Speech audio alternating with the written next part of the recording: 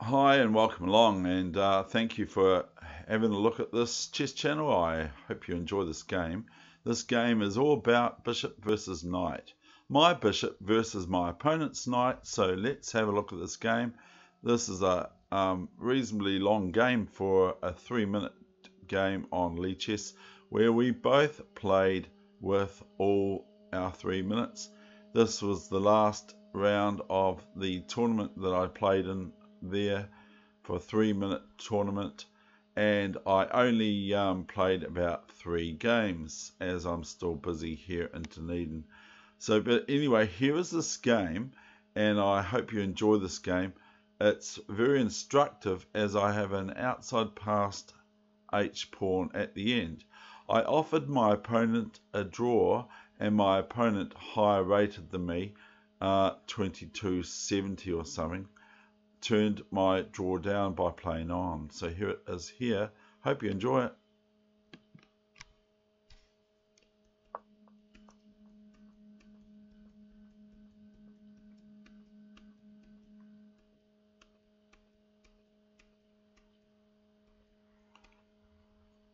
I played also just after Black's 12th move, H5. I also played a Grandmaster from America. And guess what? I got slaughtered, and my opponent, the Grandmaster, who was the under-16 World Chess Champion, and other things as well, in his quiver also, played Berserk mode as well. So my opponent here is 2268 or 2276, as they lost 8 or 9 points. I can't read it because my eyes are so bad. So I will see when I offered a draw, and I've got other games I can bring you. There's one game that's very, very crazy. I might bring that, but it just depends if I can find it. I could, of course, as the game later plays, play Queen H5, but this is a wee bit better. So now we've swapped queens off. We've swapped queens off, and it's quite dangerous.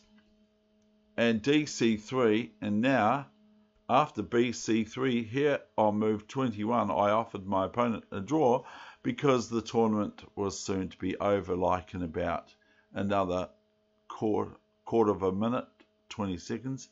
But as previously mentioned, my opponent refused the draw. So now we're going to speed ahead because I don't want you to see this too slowly. F5, knight G5.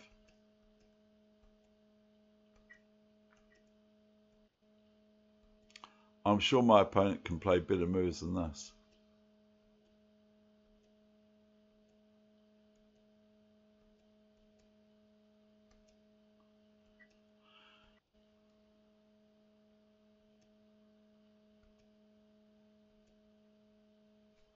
So I'm sort of trying to hang on to my extra pawn here and maybe still get a draw anyway. So who knows? I don't actually know what the result is, but this is just an instructive bishop and pawn versus knight and pawn endgame, bishop versus knight endgame.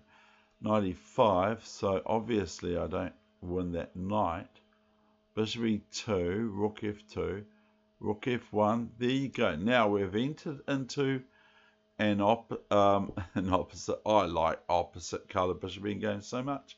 We've entered into now what would be deemed as a bishop versus knight, or a knight versus bishop endgame.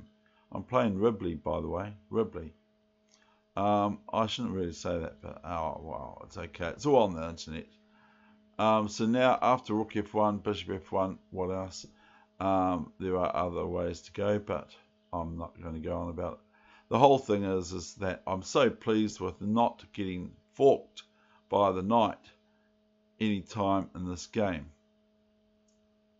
unless it doesn't worry me. So here's King G7 going after my white pawn on h5, played bishop e2. This also inhibits the knight movements a wee bit. And I played yesterday Super King with my friend up the hill there. Played Super King with my friend up the hill there. I think I've got the screen wrong. Hope that doesn't affect things. I'll just have a look. Might not. But anyway, if I have, then I have. Now, bishop e2, I played Super King up the hill there, and I had my king, and it's called Monster King or Monster King as well somewhere on the internet.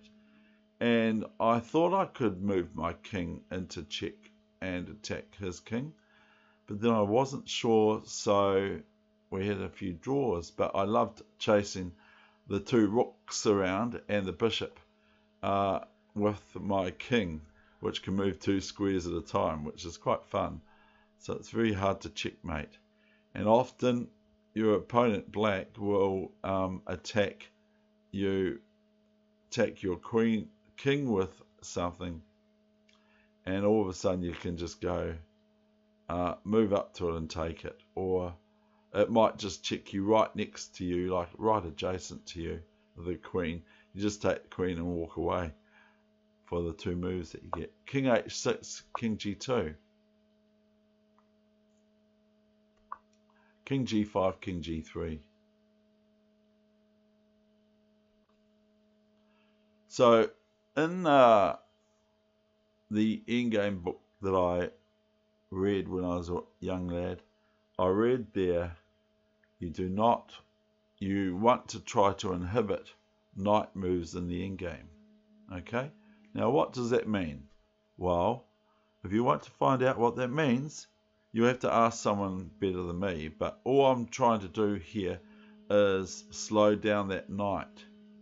But I'm probably still okay with a draw, but I think that this position should be good for white.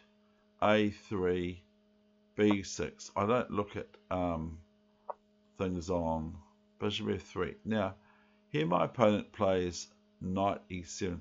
I think this is a wee bit weaker than knight e5. I don't know.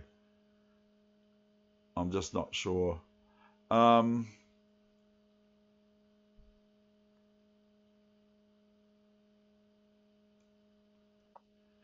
Anyway, knight e7. Now I can play c4. Whether that's any good or not, I don't know. Knight f5, king f2, king f4. This looks pretty drawish, doesn't it? Watch out for that knight fork.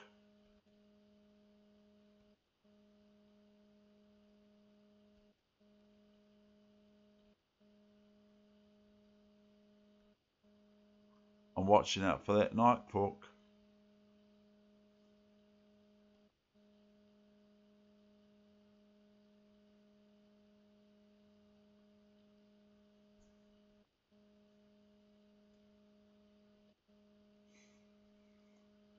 Now, so here I try to do what the book says. I play bishop to d3, inhibiting the knight e7, or the only piece other than the king black has. Knight c6, h6. Now I fasten and forget this pawn on h6 to h7. Thereby, if the king captures after the knight does on h7, I can merely just march my king over to b7 or something, hopefully, but it's not a super king, is it? It does take time to do that still. Knight e5. Now I've got to watch out for knight takes bishop, so I play bishop e2. Knight f7 check to my pawn. h7. Now if king g7, then I will just play bishop g6 and have similar ideas as I've just mentioned. Knight h8 and bishop d3. Now, of course, the knight can't go to g6 now because then I just take it and then move h8 if black doesn't take on, if black takes on g6. I mean, if black doesn't take on g6, I have a protected pass pawn on h7. King e6. So you can see my opponent's quite reasonably good. Here I played, what would you play now? I played here something that I think black can hang around where the h pawn is. I played king g5, so maybe black can hang around f7 g7. But I don't think so. So I think that if other than the move that black plays, if black plays king e7, I think I can probably just about even go king h6, I'm not sure, or king f5, and then if king d6, then king f6 looks pretty good for white players.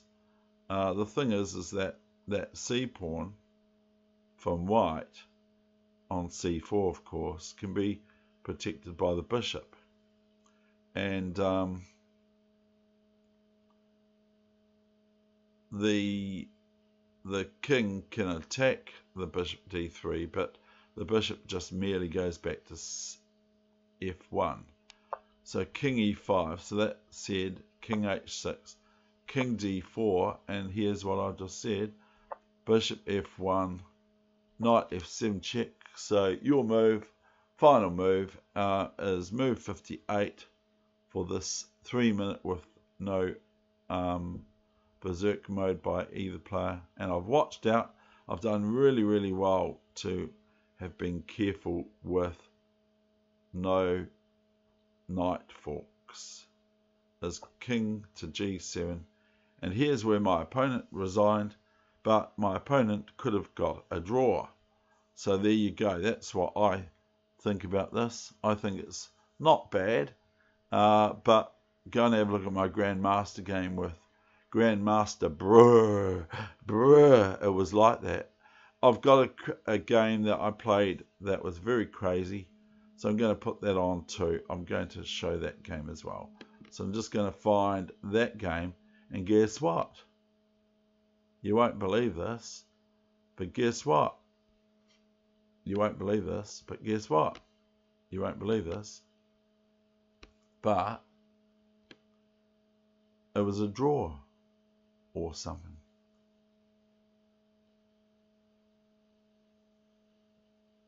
I'm just going to find it first. Oh, that's a good game. Oh, this is a good game. Can I show you this game? Okay, I'll show you this game. This is a very good game. This is almost like the one I want to show you. So I'm going to show you this quite quickly. And this opponent has got 3-0 against me. Or was it 4? 3-0. So I probably have to play a bit more carefully, but I like playing a bit for fun.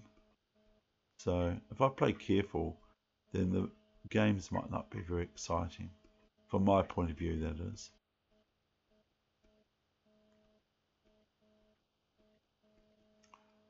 Now here I should just play bishop f1, but I didn't. I played rook a2, and I felt very confident here. My opponent plays rook c1, protecting the rook on c1 with the queen and the king if need be. I was very confident here. I was very confident. Queen f2. Maybe that was my mistake. Oh yeah, that's right. This king comes into e5. Now I'm threatening queen f6 mate. So my opponent does not allow that. And I'm in extraordinarily bad time management here. Oh, have I got my draw here? Maybe I have. I don't know. I don't think I've got a draw even. The king can go round the mulberry bush. Anyway, queen b8. Oh, ouch. Playing all the basic moves, aren't I? This one might be a mistake. It might not be. I'm not sure. I just don't know. Check.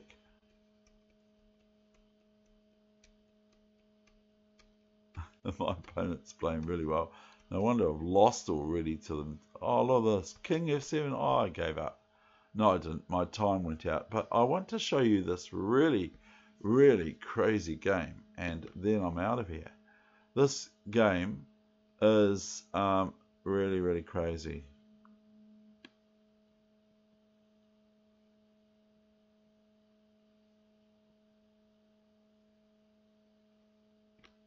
Yeah, here it is.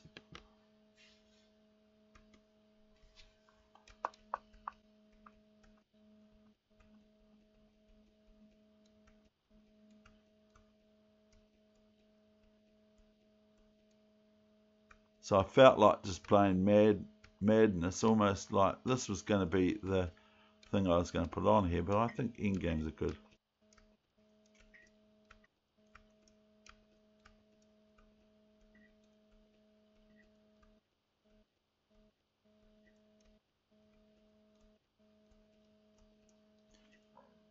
Excuse me. This is getting... Oh, excuse me. I have to be very careful here. I have to be very, very careful here. I'm prepared to play rook a2, but I'm not prepared to play other moves.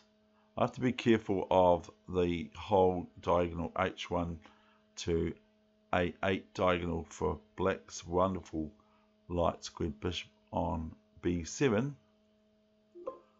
which now I've got my battery saying it's given up. So I could play this. I'm going to play this for you. Knight a5. Now this threatens queen and other things. I played queen e2.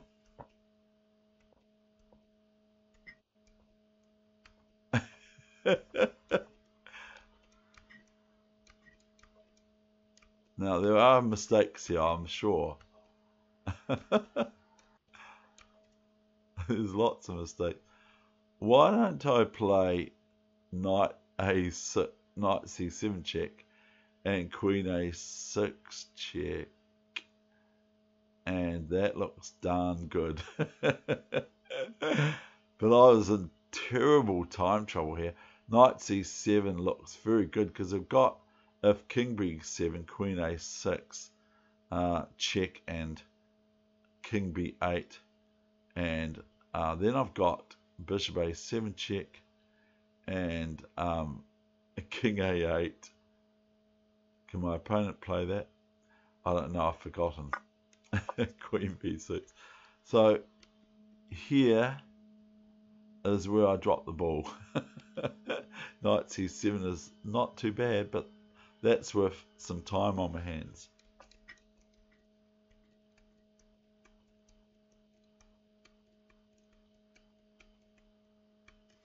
And I lost on time, and that's me over and out. Hope you enjoyed this session. I certainly did. All the best with your chess, no matter where it's at. And know that you are very important. Don't let anyone say that you're not, because everyone is. And you're unique. You're unique just like everyone else is. Everyone else is unique too. But we're all the same, but we're unique. Okay, bye for now. Ramble off.